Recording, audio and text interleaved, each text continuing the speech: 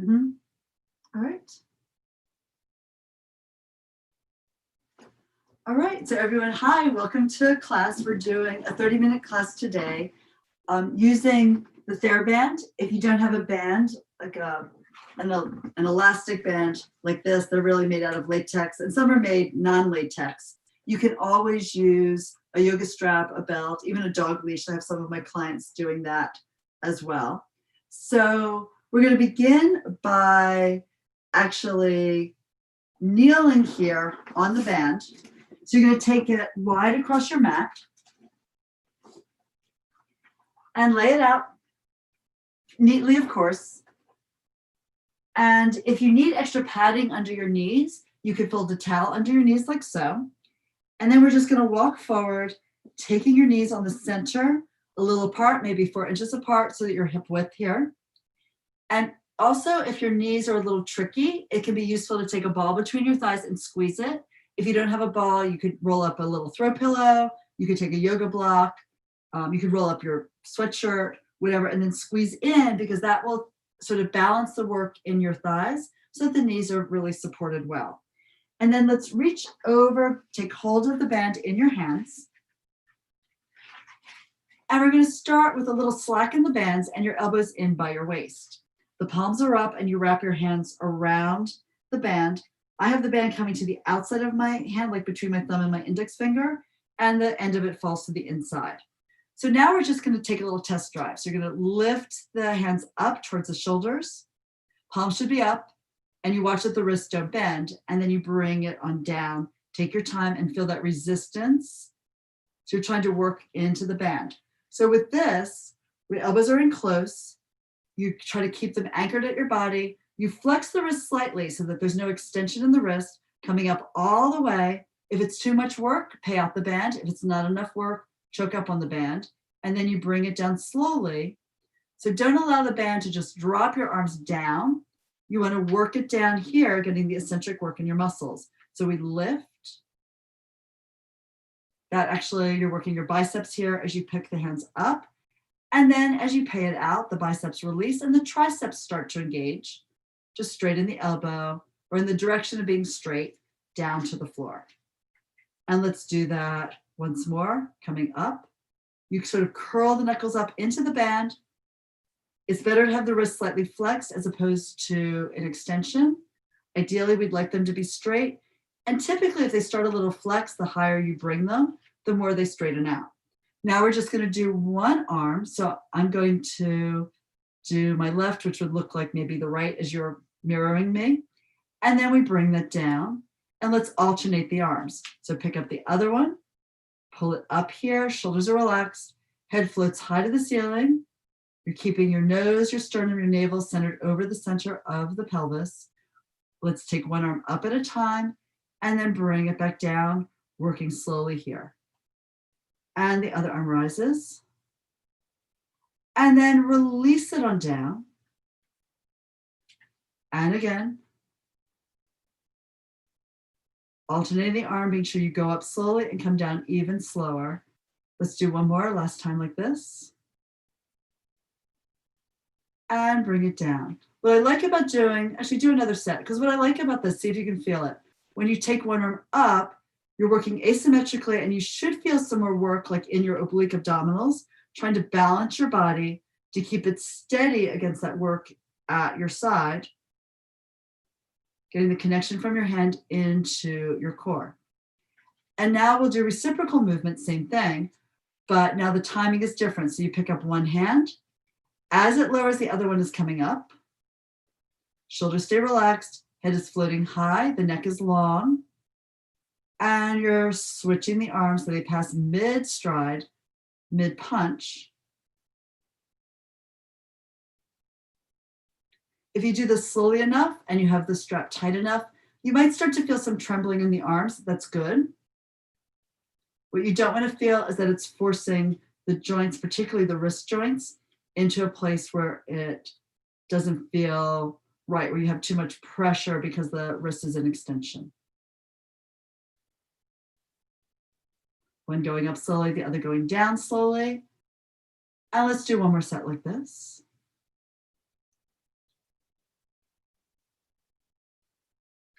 And then we'll lower both arms down. Shake out the shoulders. Roll them a little bit like ragdoll or puppet arms.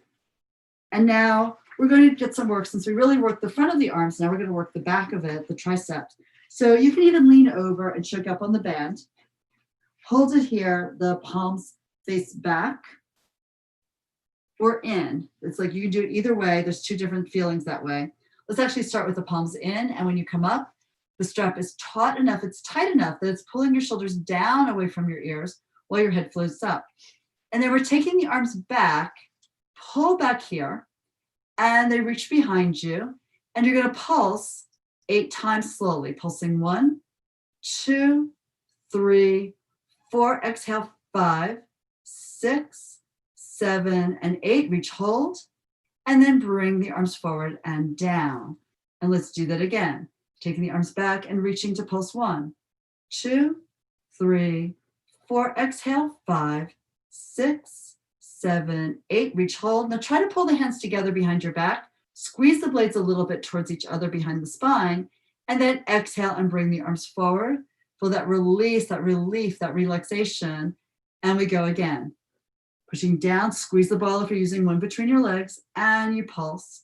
Watching that your wrists stay straight. You're reaching long through your pinky finger, long through your thumb.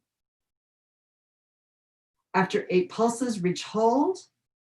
The collarbone has rolled back to take the arms behind you. And then let the arms sink forward and down. Bring your hands as close to the ground as you can, dropping the shoulders, lengthening the neck.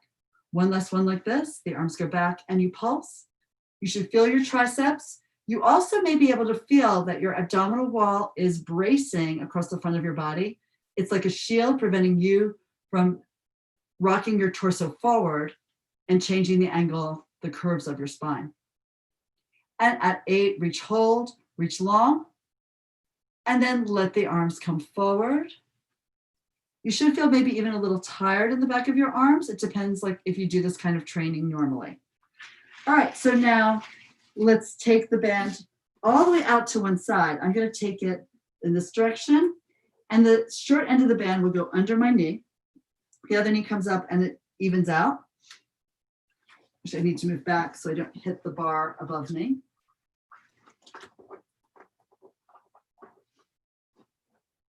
And you grab hold of the band, it's a little slack. I'm going to take the band, I'm being sure it's not twisted. It's on the outside of my hand, so it comes across between the thumb and finger. And then this inside end just hangs here. I want a little slack in it because what we're doing here is a side bend.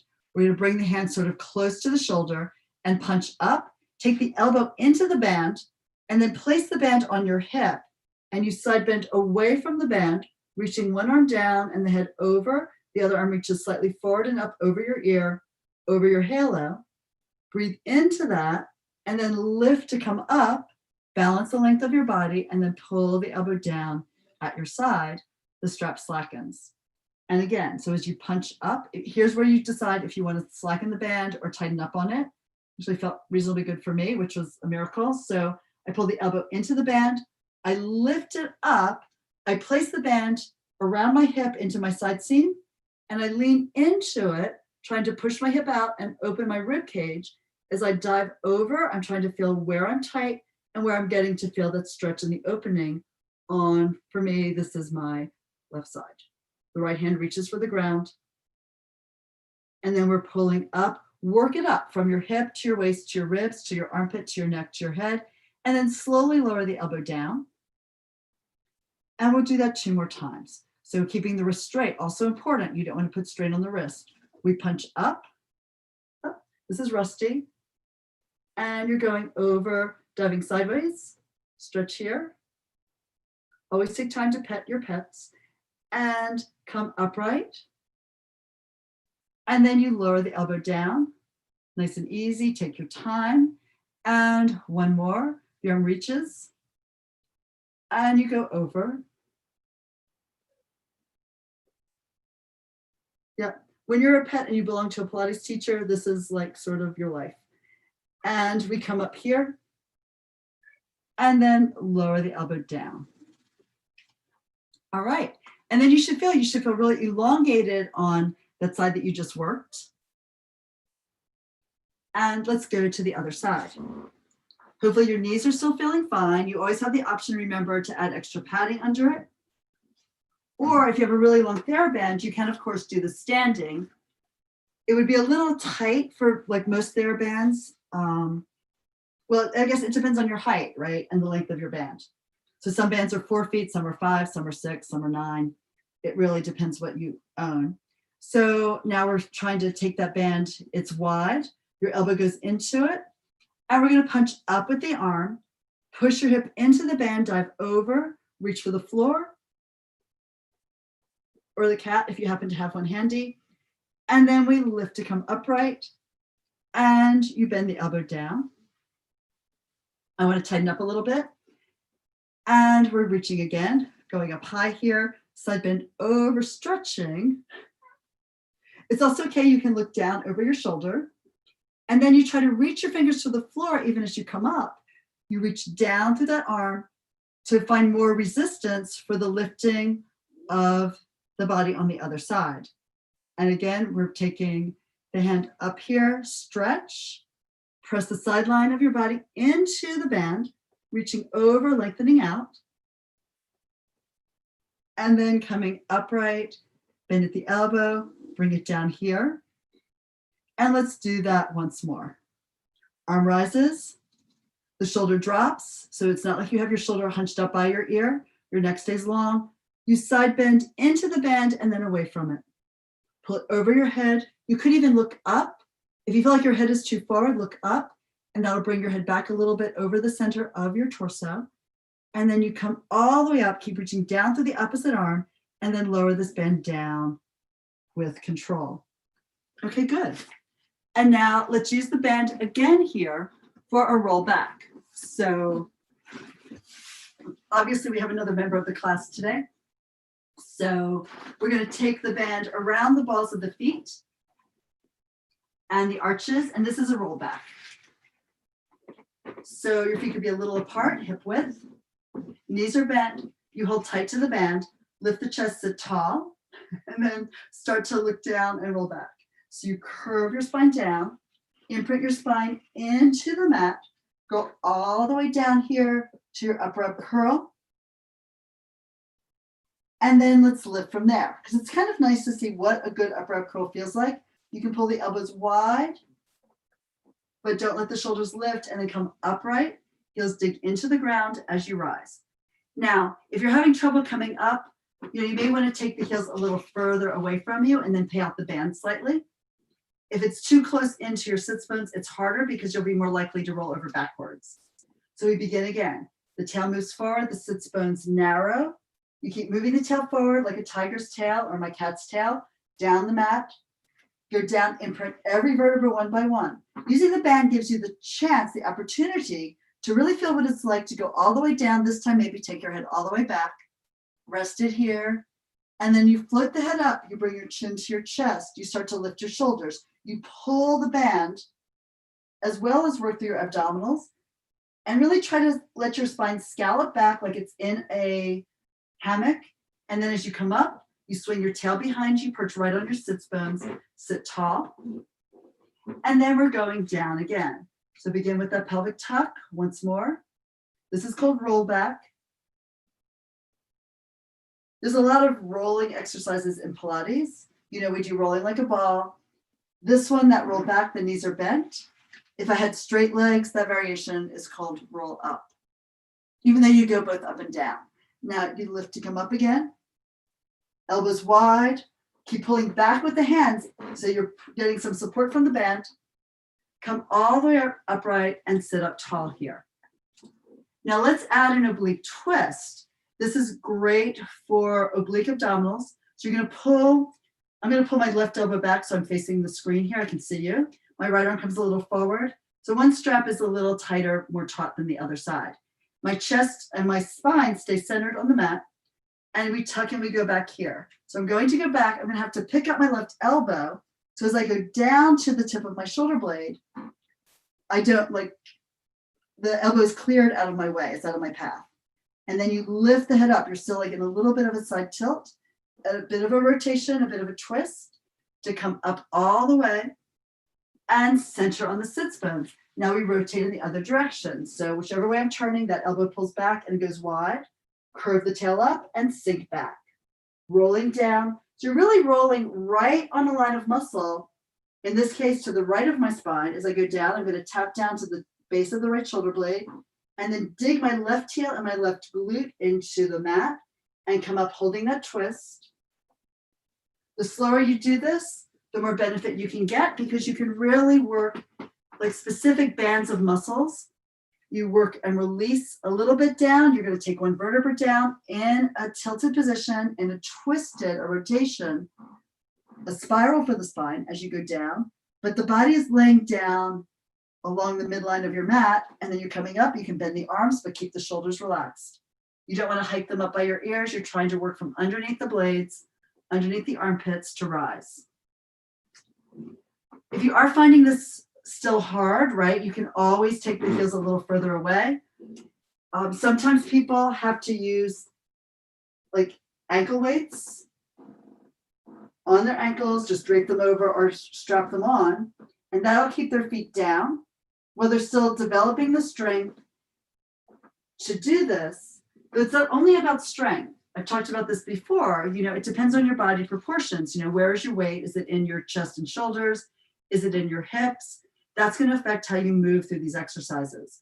Joe Pilates himself, let's twist and go down one more time. He always wore studio shoes that were like canvas shoes with steel plates in the bottom. And that because he was a guy and he was very bulky and full through his rib cage, very muscular through his upper body. When he would roll back, his feet would be more likely to lift. So that, a lot of times my male clients, they either wear their sneakers to do something like this, with just a little bit extra weight, or they use those ankle weights. Or in a Pilates studio where the equipment has a strap on the end of the mat, they can take their feet under the strap while they do this. Come all the way up, center, and just like open the knees, relax your hands, relax your spine, dive forward, stretch out your back, finding center again. We're coming up, and I do want to show you around the world here, which is a variation of what we just did, that roll back with the band. So you rotate to your side. I'm going to my left. I'm pulling my elbows wide a little bit, and you're going down on the left side again. Go down just to the tip of the blades, and you roll across to the right, twist in the opposite direction, pull back more through your arms, and you keep the twist as you come up. Center here at the top, and now we rotate to the right. We're going down the way we just came. So if you went around the world in one direction, you come up in the other. So going to the right shoulder blade, coming across to the left, keeping that upper up curl as you roll across your shoulders, really the tips of the blades, not the top of the shoulders. Come all the way up and center, look straight ahead at the horizon. Let's do one more set. So we're going down on the left again. And of course, eventually you may go with and do this without using the strap at all. So if you're finding this is a little too easy, you can try it hands-free. So you can just bring the arms forward, twist. I would pull one arm back like I'm pulling a bow on the bow and arrow, and go down on one side, across the base of the shoulder blades, pull to come up, dig your heels into the floor, and lift to come up, and then center. But even if you're strong enough to do it without the band, using the band is still sometimes a really good thing because it gives you the chance to really feel the articulation in your spine and get that work very specifically from one vertebra to the next.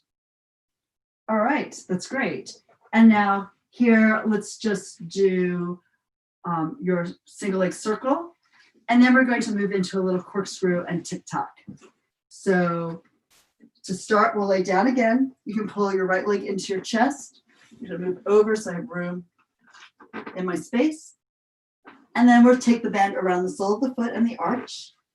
This is a great exercise. Most of us should really be doing it every day because it gives you a stretch in the back line of your leg, which is useful if you've been sitting for too long at your desk, at your computer, wherever. Reach up through the heel and curl the toes down to get more stretch in the back of the leg. Remember, bend your knee if your hamstrings are too tight. You don't want to overstrain your ligaments at the knee or at the sits bone, or like the tendons, sorry. Ligaments are the end of the muscle. No, tendons are the end of the muscle. Ligaments are connective tissue around a joint. So anyway, you want to be careful that you don't overstrain at the knee or over pull the hamstring attachment at your sits bone. And then we'll point the foot reaching up, shoulders down, and we circle the leg. We take it across the body, keeping the right side heavy as the right leg moves left, reach it low. You pivot from the elbow, you bring the leg out in external rotation, holding the left side heavy as your leg moves to the right. And again, you rotate the leg, you spiral it on the socket, you sweep it low as you can, as long as that's okay for your body. Bring the leg all the way up to the ceiling, coming here again, and you reach. The size of the circle is dependent on your ability to stabilize your core and keep your body grounded and heavy without tipping the pelvis, without tipping the waist. So I'm actually thinking I'm pushing down into the opposite side.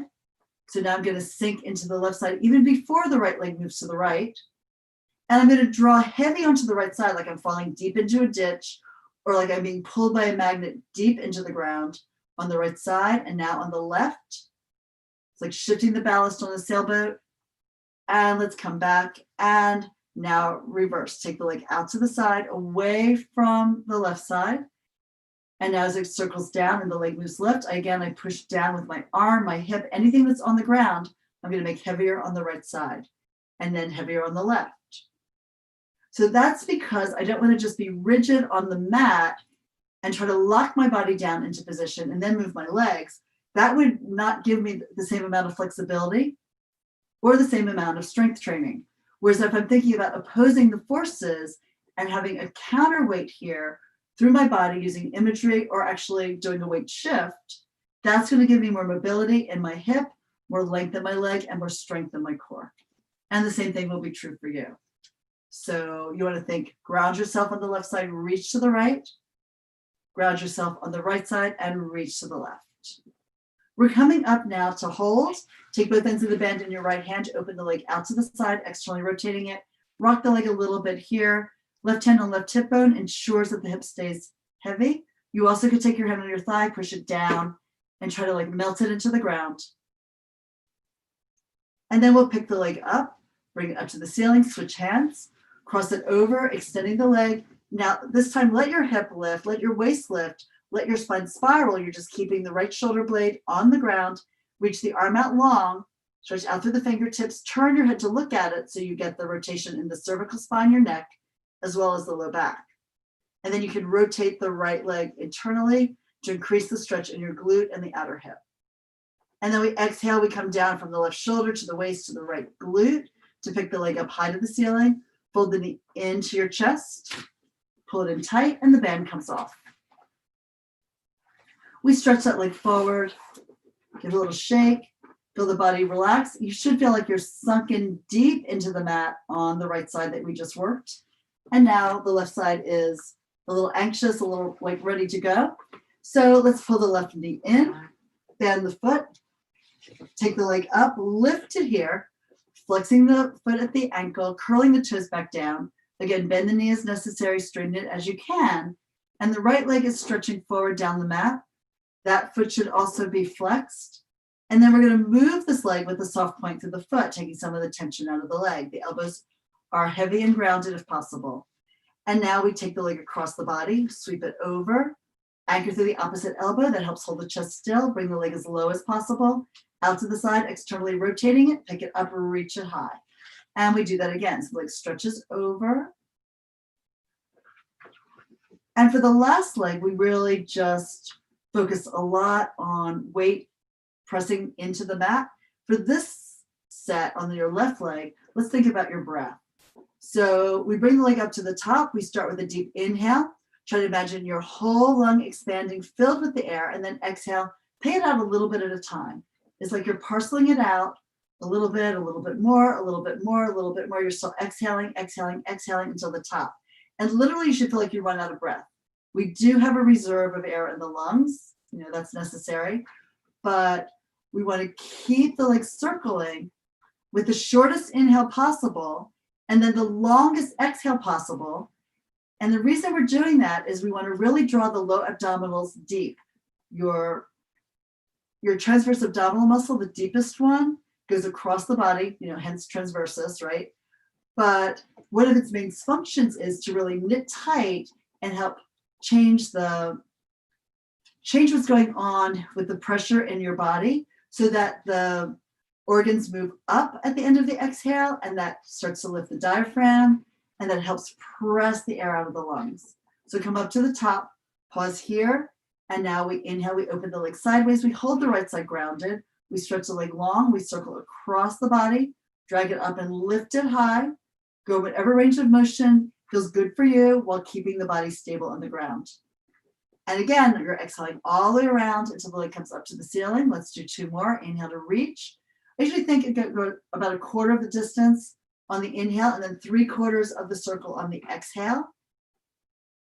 But you can certainly shorten or lengthen the inhale and then just use the rest of the journey for your exhalation.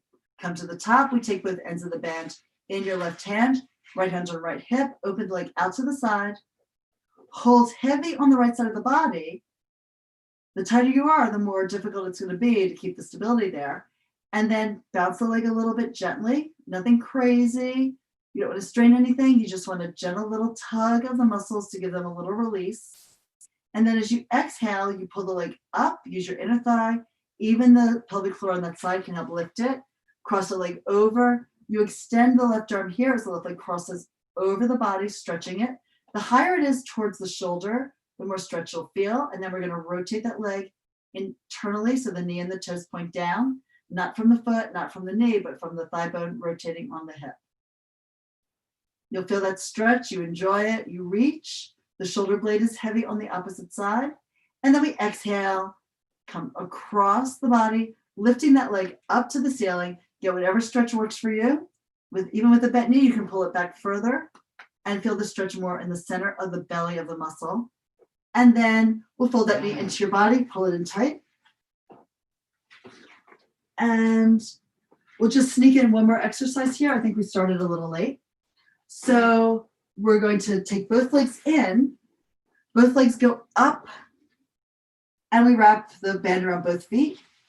We're going to lift this here and try to get a nice stretch again in the back of both legs, whether that means that your knees are bent so the feet are over the pelvic floor or whether they're straight, all is good. You slide your elbows forward down by your hips to relax your shoulders. Now, what we're doing here, similar to what we did in the last exercise, you're just going to tip both legs over to the right, only as far as you can keep weight in your left hip. So I could even take both ends of the band in my right hand here and press the left hip down. So I really feel that work in my low belly, like my obliques are screaming at me right now. And then exhale, I'm going to pull the legs back to center, maybe switch hands on the band, and I could take my right hand to my right hip as the legs travel to the left. This is either called windshield wiper or tick-tock. So the legs are going from one side to the other. And the goal is really to keep the torso balanced and just get the stretch across the outer hip. You will feel a shift of weight around your sacrum, around your SI joints, but you're trying not to tip the pelvis off the ground, which means that the legs don't really go very far. Now I could progress it into a bigger movement, but I don't just want to be like falling with my legs to the ground and then letting the hip slide up. So I want to work the hip up with a rotation through the hip and the waist. Keep pressing down through both shoulders so that I'm in control the whole way. And it's incrementally moving the hip off the floor.